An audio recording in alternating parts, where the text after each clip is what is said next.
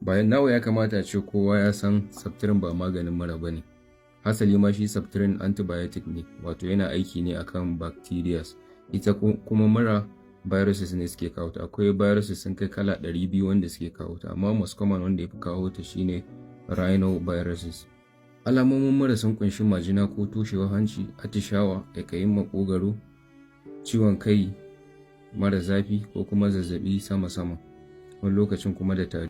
Ita mura tana tafiya ne da kanta, wato ko da ka sha mata magani ko baka sha magani ba, idan lokacin tafiyar ta yi za ta tafi. Mostly tana ɗaukan kwana 7 ne zuwa kwana 10. Amma akwai abubuwa da idan ka yi za su taimaka maka wajen rage maka wancan raɗaɗin wancan alamomi na ita mura ɗin. Daga cikin abubuwan akwai shan ruwa sosai. Idan zai yi ka ringa haɗa ruwanka da lemon tsami kana sha, ko kuma shan ruwa mai ɗumi kamar shayi kenan.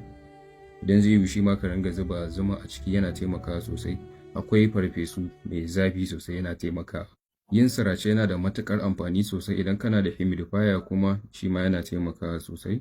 Akwai salt water gargles da kuma saline nasal drops, yana taimakawa shi ma sosai.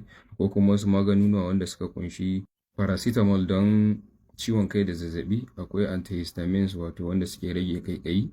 Akwai vitamin C da kuma zinc.